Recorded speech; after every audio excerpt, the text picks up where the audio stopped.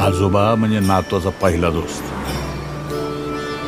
नंतर लाख आले तरी पहिल्या दोस्ताची सरणी, आणि नातू आजोबाचा शेवटचा दोस्त. त्याच्यानंतर दुसऱ्या दोस्तांची गरजच नाही. म्हणजे मी तुझी सुरुवात आणि तू माझा शेवट.